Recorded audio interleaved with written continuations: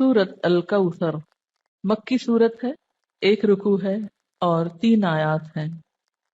اس سورت کا دوسرا نام سورت النحر بھی ہے۔ اس کے شان نزول میں ایک روایت آتی ہے، دلائل النبوہ میں ہے کہ جس شخص کی اولاد یعنی بیٹا مر جائے تو عرب اس کو ابتر کہتے تھے۔ ابتر کہتے ہیں جڑ کٹے کو، کہ اس کی نسل ختم ہو گئی۔ جس وقت آپ کے صاحبزادے قاسم یا ابراہیم کا علیہ السلام بچپن میں ہی انتقال ہو گیا تو کفار مکہ نے آپ کو ابتر کہہ کے پکارنا شروع کر دیا یا طعنہ دینے لگے۔ ایسا کہنے والوں میں عاص بن وائل کا نام خاص طور پر ذکر کیا جاتا ہے۔ اس کے سامنے جب آپ کا ذکر کیا جاتا، آپ کی کوئی بات کی جاتی تو نفرت سے کہتا اس کی بات چھوڑ دو، یہ کچھ فکر کرنے کی چیز نہیں، کیونکہ وہ تو ابتر ہے، اس کو ختم ہونے دو، اس کا تو کوئی نام لینے والا بھی باقی نہیں رہے گا۔ جب اس کا اپنا انتقال ہو گیا تو کوئی بھی اس کو یاد نہیں رکھے گا، کیونکہ عربوں کے ہاں بیٹے ایسی چیز تھے جن پر وہ بھروسہ رکھتے تھے اور جنہیں اپنی شان اور عزت کی چیز سمجھتے تھے۔ تو اس پر اللہ تعالیٰ نے آپ پر یہ سورت نازل فرمائی۔ بسم اللہ الرحمن الرحیم، انا اعطیناک الکوثر، بے شک ہم نے آپ کو کوثر عطا کی۔ کوثر کا لفظ کاف سے رے سے ہے، کثرت کے معنی میں۔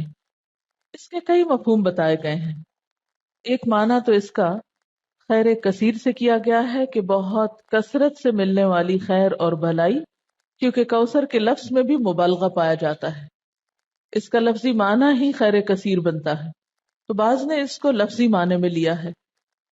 پھر اسی طرح اس سے مراد وہ نہر بھی لی گئی ہے جو جنت میں آپ کو عطا کی جائے گی۔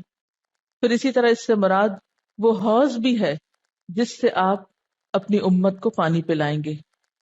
ابن کثیر نے کوثر سے مراد خیر کثیر ہی لیا ہے، کیونکہ خیر کثیر میں پھر ساری چیزیں آ جاتی ہیں، وہ جنت کی نہر بھی آ جاتی ہے، حوض کوثر بھی آ جاتا ہے، اور آپ کو جو فتوحات دنیا میں نصیب ہوئیں، اسلام کا بول بالا ہوا، آپ کا مشن آپ کی زندگی میں مکمل ہوا، یہ تمام چیزیں اس ایک لفظ میں شامل ہو جاتی ہیں۔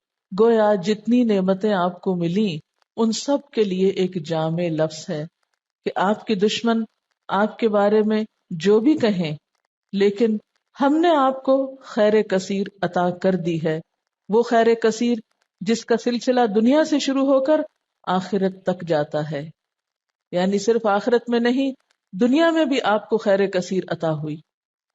اس کے بارے میں کچھ احادیث بھی ہیں۔ حضرت انس کہتے ہیں کہ ایک روز آپ صلی اللہ علیہ وسلم مسجد میں ہمارے درمیان تھے، اچانک آپ پر ایک قسم کی نیند یا بے ہوشی سی طاری ہوئی، پھر ہنستے ہوئے آپ نے سر مبارک اٹھایا۔ ہم نے پوچھا، اے اللہ کے رسول صلی اللہ علیہ وسلم، آپ کے ہنسنے کا سبب کیا ہے؟ آپ نے فرمایا کہ مجھ پر اس وقت ایک سورت نازل ہوئی ہے، یعنی اس سورت کے نازل ہونے پر آپ مسکرائے۔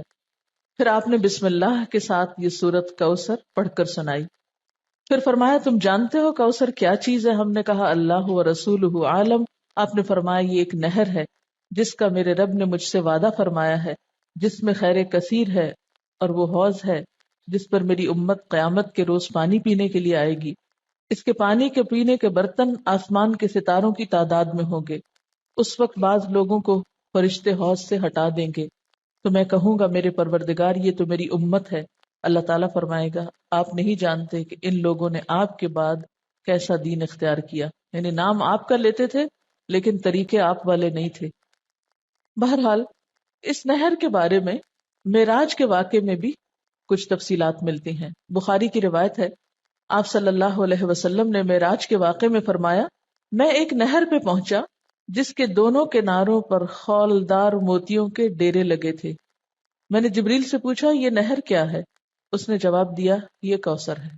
یعنی آپ کو معراج کے سفر پر وہ نہر دکھائی گئی جس میں پانی بہ رہا تھا یا جو بھی چیز، مگر اس کے کناروں کے اوپر خولدار موتی تھے۔ سیدنا ابو عبیدہ نے حضرت عائشہ سے پوچھا کہ کوثر سے کیا مراد ہے؟ انہوں نے کہا کوثر سے ہر وہ بھلائی مراد ہے جو اللہ نے آپ کو عطا کی۔ ابو بشیر کہتے ہیں کہ میں نے سعید بن جبیر سے کہا، یعنی مختلف لوگ اس کے بارے میں سوال جواب کرتے رہے کہ لوگ کہتے ہیں کہ کوثر جنت میں ایک نہر کا نام ہے۔ سعید نے جواب دیا جنت والی نہر بھی اس بھلائی میں داخل ہے جو اللہ نے آپ کو عطا کی ہے۔ گویا مختلف آراء ہیں اس بارے میں، لیکن حقیقت یہ ہے کہ اس میں وہ تمام بھلائیاں شامل ہیں جو اللہ سبحانہ تعالیٰ نے رسول اللہ صلی اللہ علیہ وسلم کو عطا کی۔ آخرت کی بھلائیوں کے علاوہ دنیا کی بھلائیاں اگر آپ دیکھیے جن کا ذکر، اور پھر اس سے پہلے بھی والضحیٰ واللیل اذا سجا ما ودعک ربک وما قلی وللآخرۃ خیر لک من الاولی ولسوف یعطیک ربک فترضی۔ تو یہ جو ہے وَلَسَوْفَ يُعْطِيكَ رَبُّكَ فَتَرْضَىٰ، یہ بھی اسی خیر کثیر میں شامل ہے۔ پھر اسی طرح أَلَمْ نَشْرَحْ لَكَ صَدْرَكَ وَوَضَعْنَا عَنْكَ وِزْرَكَ الَّذِي أَنقَضَ ظَهْرَكَ وَرَفَعْنَا لَكَ ذِكْرَكَ، یہ بھی خیر کثیر میں شامل ہے جو آپ صلی اللہ علیہ وسلم کو عطا ہوا۔ آپ کو قرآن جیسی نعمت دی گئی اور صحابہ کرام جیسے مخلص ترین ساتھی عطا ہوئے جنہوں نے اپنی جانیں قربان کر کے اس مشن کو پروان چڑھایا جو آپ اللہ کی طرف سے لے کر آئے تھے۔ اب بات یہ ہے کہ جب بھی کسی کو کوئی نعمت ملے تو اسے کیا کرنا چاہیے؟ اس کا حق ادا کرنا چاہیے۔ اور کسی نعمت کا حق کب ادا ہوتا ہے؟ جب انسان اللہ کی مرضی اور اطاعت کے کام کرتا ہے۔ اس لیے فرمایا فَصَلِّ لِرَبِّكَ وَانْحَرْ، بس نماز پڑھیے اپنے رب کے لیے اور قربانی کیجیے۔ اس سے ایک بہت بڑے سوال کا جواب ملتا ہے کہ اللہ کا شکر کیسے ادا کیا جائے۔ آپ کو بھی خیر کثیر مل رہی ہے، قرآن کی نعمت، تو اس کے شکرانے کے لیے بھی خاص نوافل پڑھنے ہیں، ٹھیک ہے، اور اس کے ساتھ صدقہ بھی کرنا ہے، کیونکہ اسی طرح شکرانہ ادا کیا جاتا ہے۔ ایک طرف بندہ اللہ کا حق نہ بھولے اور دوسری طرف بندوں کا نہ بھولے۔ عام طور پر اس موقع پر خوشی منائی جاتی ہے اور پھر خوشی منانے میں سب کچھ اپنے اوپر ہی خرچ کر لیا جاتا ہے۔ یہ صرف چند ظاہری مخصوص چیزوں سے خوشی منانے کا تصور سامنے آتا ہے، جبکہ خوشی منانے کے کئی طریقے ہیں، اور خاص طور پر محروم لوگوں کو ایسے موقعوں پہ یاد رکھنا۔ مسلمان کی زندگی میں تو جو بھی خوشی کا موقع آتا ہے وہ تنہا نہیں مناتا اس کو، اسی لیے چھوٹی عید و بڑی عید و دونوں میں آپ نمازیں پڑھتے ہیں، ایک میں صدقہ فطر ادا کرتے ہیں، دوسرے میں قربانی کرتے ہیں، اس کے علاوہ بھی جو بن پڑے یتیموں، غریبوں، مسکینوں اور ضرورت مند افراد کو دیتے ہیں۔ اور یہی اصول رکھیے زندگی بھر، جب بھی کوئی نعمت ملے فَصَلِّ لِرَبِّكَ، اپنے رب کے لیے نماز پڑھیے، جھک جائیے، وَانْحَرْ، اور قربانی کیجیے۔ نحر بنیادی طور پر اونٹ کی قربانی کو کہا جاتا ہے، یعنی قربانی ٹھیک ٹھاک قسم کی۔ اونٹ سب سے بڑا جانور ہے نا، تو اپنی حیثیت کے مطابق جو بھی اللہ توفیق دے۔ اسی لیے کہا جاتا ہے کہ حضرت عبداللہ بن عمر نے شاید سورۃ البقرہ کے خاتمے پر 7 اونٹ ذبح کیے تھے۔ عربوں کے ہاں سب سے بڑی دولت اونٹ تھی، ان کی متاع یہی تھی، اور کسی کو آنر دینا ہوتا تو اس کے آنے پر اس کی مہمانی میں اونٹ ذبح کیا کرتے تھے، مرغی بکری نہیں بلکہ اونٹ۔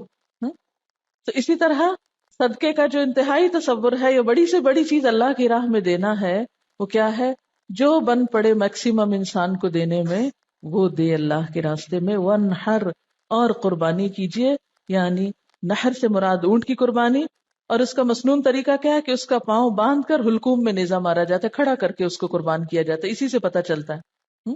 ویسے تو قربانی کے لیے اور لفظ بھی آتے ہیں نا، لیکن یہاں نحر سے خود بخود واضح ہو رہا ہے کہ یہ اونٹ کی، کیونکہ صرف اونٹ کو اس طرح ذبح کیا جاتا ہے، باقی جانوروں کو لٹا کے ذبح کیا جاتا ہے۔ اور ویسے بھی آپ صلی اللہ علیہ وسلم کو حکم تھا قل ان صلاتی و نسکی و محیای و مماتی للہ رب العالمین، تو فصل لربک، دکھاوے کی نماز نہیں، وہ جو پچھلی صورت میں آئی ہے الذین هم یراؤون ویمنعون الماعون۔ ایک تو اپنے اندر کے حرص اور بخل ختم کرنے ہیں، اور دوسری طرف دکھاوے کی نماز نہیں، فصل لربک کرنی ہے، ونحر، اور قربانی بھی اپنے رب کے لیے کرنی ہے۔ نتیجہ کیا نکلے گا؟ ان شانئک ھو الابتر، دشمنوں کو اللہ خود سنبھال لے گا، برا چاہنے والے خود مصیبت میں گرفتار ہو جائیں گے۔ عموماً کیا ہوتا ہے جب انسان کو نعمت ملتی تو ساتھ ہی حاسد بھی پیدا ہو جاتے ہیں نا، ساتھ ہی جیلسیز شروع ہو جاتی ہیں، خواہ دین کی نعمت ملے یا دنیا کی ملے، یہ ایک انڈرسٹوڈ سی بات ہے۔ تو آپ صلی اللہ علیہ وسلم صادق اور امین تھے، لوگوں کی آنکھوں کا تارا تھے۔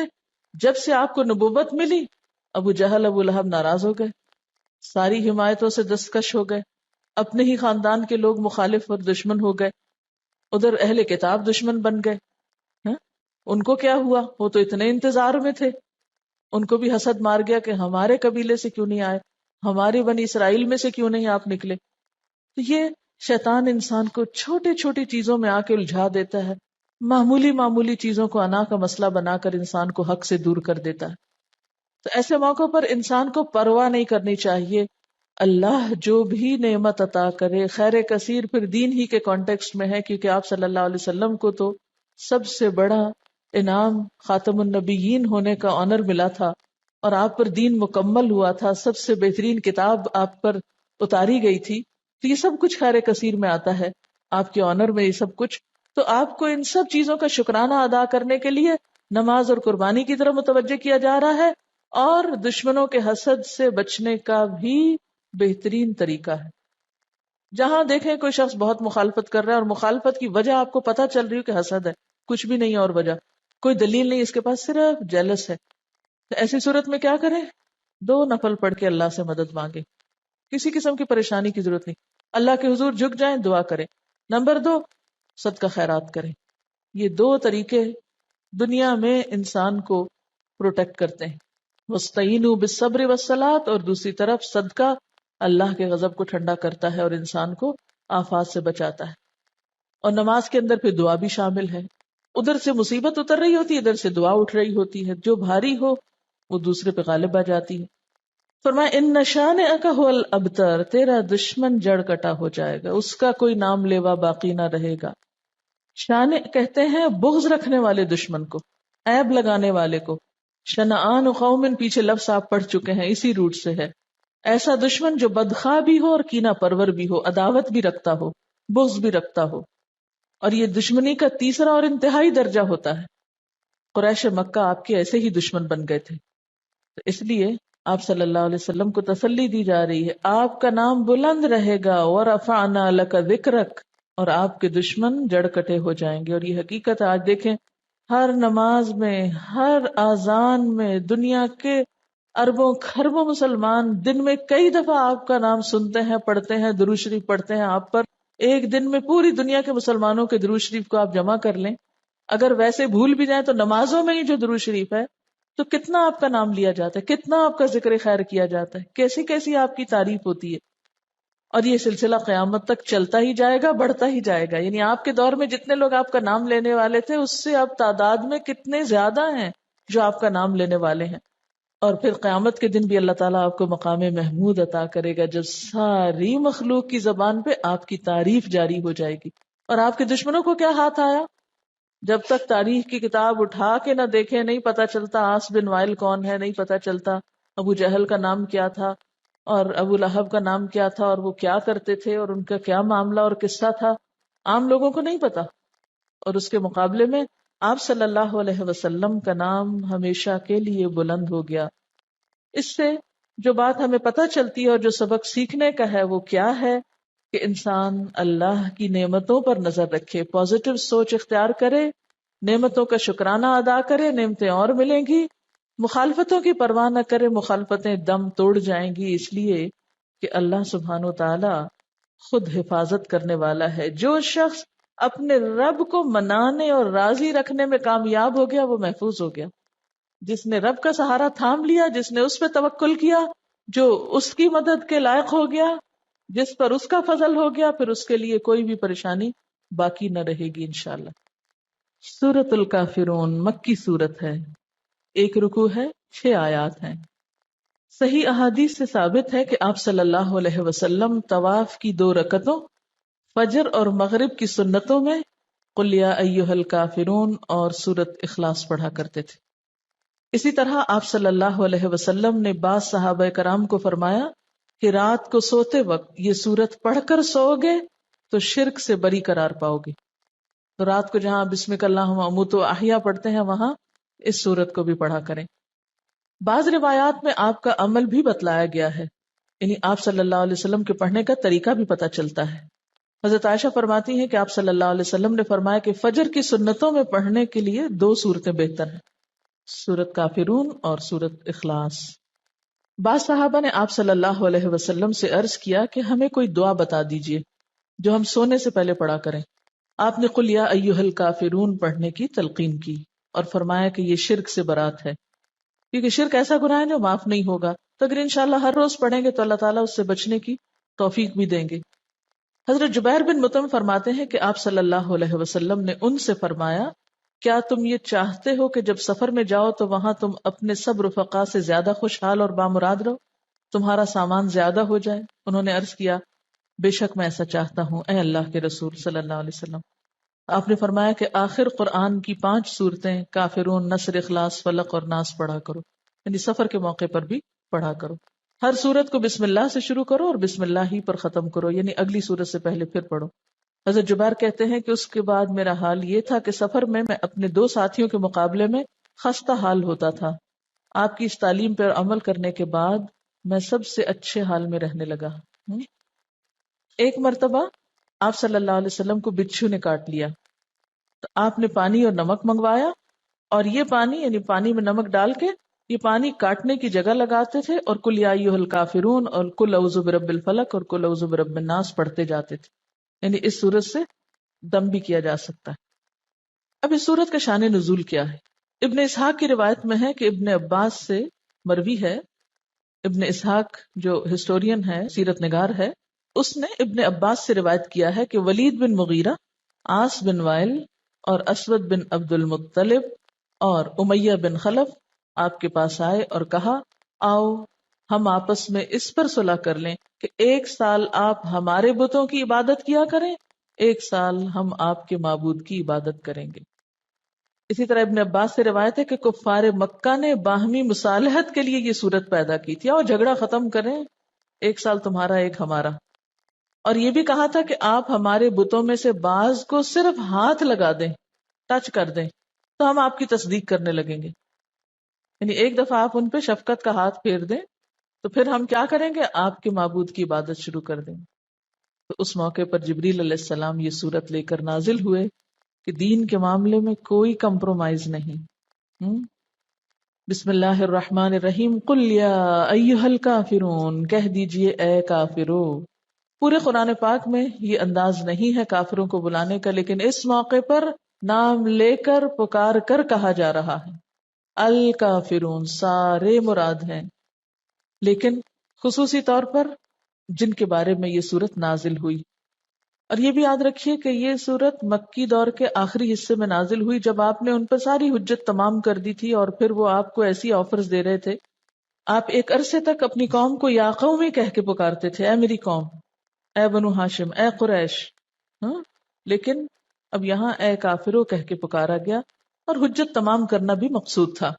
تو قل یا ایھا الکافرون، کہہ دیجئے اے کافرو، لا اعبد ما تعبدون، میں عبادت نہیں کرتا ان کی جن کی تم عبادت کرتے ہو. یعنی کسی قیمت پر میں تمہارے معبودوں کی عبادت نہیں کر سکتا. آپ کو یاد ہوگا کہ ابتدائی دور میں بھی آپ کو کچھ آفرز دی گئی تھی. جب ابو طالب زندہ تھے، کفار مکہ میں سے کچھ سردار آ کر یہ آفر کر رہے تھے آپ صلی اللہ علیہ وسلم کو کہ آپ چاہیں تو آپ کے قدموں میں جتنی چاہیں دولت لا کے ڈھیر کر دیتے ہیں، جس لڑکی سے چاہیں شادی کر دیتے ہیں، مکہ کا سردار بننا چاہتے ہیں تو وہ بنا لیتے ہیں، لیکن ہمارے معبودوں کی توہین نہ کرو، ان کو کچھ نہ کہا کرو، لا مت کہو، الا اللہ کہتے رہو لیکن لا مت کہو، ان کو کچھ نہ کہو. لیکن آپ صلی اللہ علیہ وسلم نے ان میں سے کسی بات کو تسلیم نہیں کیا. اس سے یہ بات پتہ چلتی ہے کہ دین کا کام اس وقت تک ہو نہیں سکتا جب تک انسان اپنی بات کا پکا نہ ہو. دین کے اصولوں پہ کمپرومائز نہیں کیا جا سکتا. اچھا، ہمارا عام طور پر حال کیا ہوتا ہے؟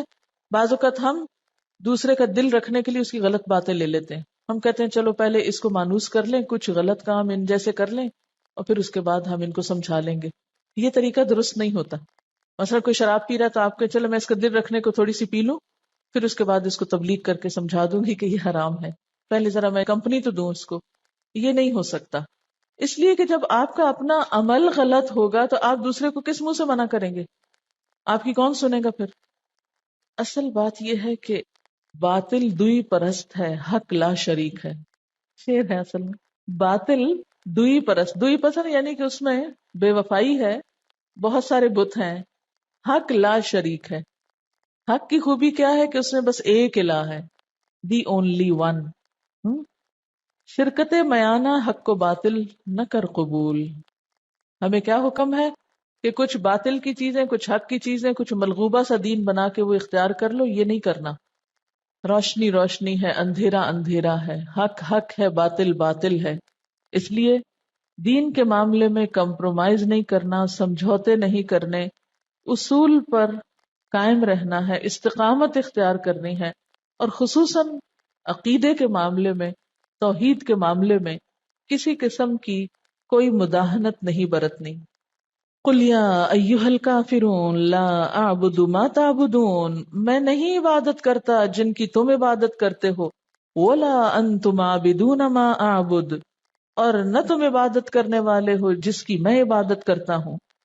ولا انا، اور نہ میں، عابدن عبادت کرنے والا ہوں، ما عبدتم جن کی تم نے عبادت کی. اب دیکھیے یہاں ایک دفعہ مضارع کا صیغہ ہے اور دوسری دفعہ فاعل کے وزن پر آ رہا ہے. ایک دفعہ عابدو ہے، دوسری دفعہ عابدن ہے. یعنی نہ کی ہے، نہ کروں گا، اور نہ کرنے والا ہوں. مجھ سے تم پوری طرح مایوس ہو جاؤ، یہ نہیں ہو سکتا. یعنی ایک ہی بات کو مختلف انداز میں کہا گیا ہے، مختلف پیرایوں میں بیان کیا گیا ہے کہ ہر طرح کا شک دور کر لو. کسی بھی شکل میں، کسی بھی طور پر کوئی کمپرومائز نہیں ہو سکتا. ولا انا عابد ما عبدتم ولا انتم عابدون ما اعبد، اور نہ تم عبادت کرنے والے ہو جس کی میں عبادت کرتا ہوں. لکم دینکم ولی دین، تمہارے لیے تمہارا دین اور میرے لیے میرا دین. جیسے ایک اور جگہ پر آتا ہے نا، لنا اعمالنا ولکم اعمالکم، کیونکہ یہ دو راستے اکٹھے نہیں ہو سکتے، ایک جیسے نہیں. یہ دو نظریے جمع نہیں ہو سکتے. وما امروا الا ليعبدوا الله مخلصین لہ الدین، وہاں تو اللہ کے سوا کسی کی عبادت کا بھی حکم نہیں، خواہ وہ ریاکاری ہی کی قسم کیوں نہ ہو. اس لیے کہ دونوں کی سوچ فرق، دونوں کا طرز زندگی فرق اور دونوں کا انجام فرق. یہ کہاں اکٹھے ہو سکتے ہیں؟ یہ تو زمین اور آسمان ہے، یہ تو مشرق و مغرب جتنی دوری رکھتے ہیں آپس میں. دونوں ایک دوسرے کے بالکل اپوزٹ ہیں. بسم اللہ الرحمن الرحیم. قل یا ایھا الکافرون لا اعبد ما تعبدون ولا انتم عابدون ما اعبد ولا انا عابد ما عبدتم ولا انتم عابدون ما اعبد لکم دینکم ولی دین. پاک اور ناپاک ایک جیسے نہیں ہوتے، مسلم اور مجرم فرق ہوتے ہیں. دین پڑھے ہوئے اور نہ پڑھے ہوئوں کی زندگی مختلف ہوا کرتی ہے. جاننے والے اور نہ جاننے والے برابر نہیں ہوتے. نیکی اور برائی ایک نہیں ہوتی. افنجعل المسلمین کالمجرمین ما لکم کیف تحکمون. اس لیے قرآن پڑھنے کے بعد وہ میزان ہاتھ آتی ہے، وہ معیار ہاتھ آتا ہے جو نہ پڑھنے والوں کے پاس نہیں ہوتا. اس لیے عقائد میں، عبادات میں، اخلاق میں، معاملات میں لازمی طور پہ فرق آنا چاہیے، اور اگر فرق نہیں آیا تو گویا کچھ بھی نہیں پڑا. اللہ اکبر اللہ اکبر لا الہ الا اللہ واللہ اکبر اللہ اکبر وللہ الحمد. سورت النصر مدنی سورت ہے، ایک رکوع ہے، 3 آیات ہیں. نزول کے اعتبار سے یہ آخری سورت ہے، یعنی مکمل سورت کے اعتبار سے. جس وقت یہ نازل ہوئی تو بعض صحابہ سمجھ گئے کہ اب آپ صلی اللہ علیہ وسلم کا آخری وقت آ گیا ہے، اسی لیے آپ کو پھر تسبیح و تحمید اور استغفار کا حکم دیا گیا، جیسے ابن عباس نے روایت کیا ہے. اذا جاء نصر اللہ والفتح، جب اللہ کی مدد آ گئی اور فتح نصیب ہو گئی. اللہ کی مدد کا کیا مطلب ہے؟ اسلام کا کفر پہ غلبہ، مسلمانوں کا کلچر عام ہونا. اور والفتح، فتح سے مراد یہاں فتح مکہ ہے، وہ شہر جو آپ کا مولد و مسکن تھا، لیکن کافروں نے آپ کو اور صحابہ کرام کو وہاں سے ہجرت پر مجبور کر دیا۔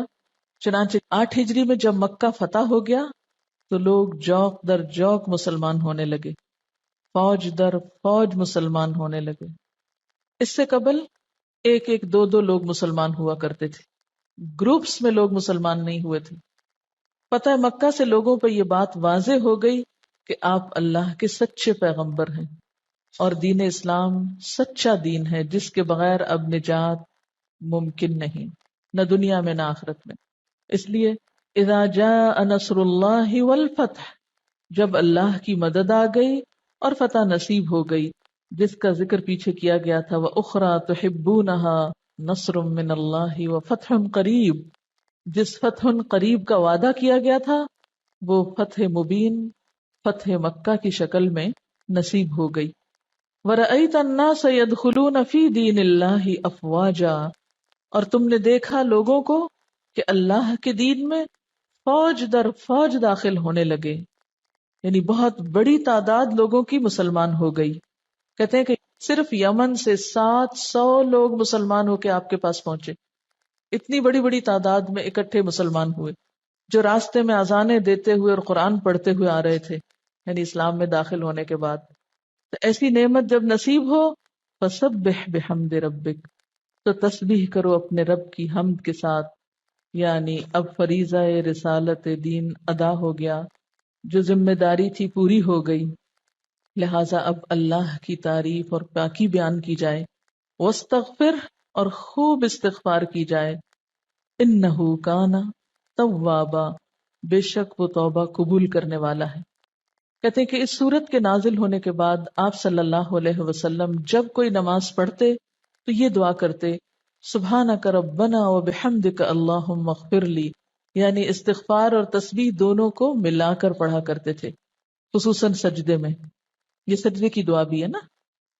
اور اس کے علاوہ اٹھتے بیٹھتے آتے جاتے یہ دعا پڑھتے تھے، سبحان اللہ وبحمدہ استغفر اللہ واتوب الیہ۔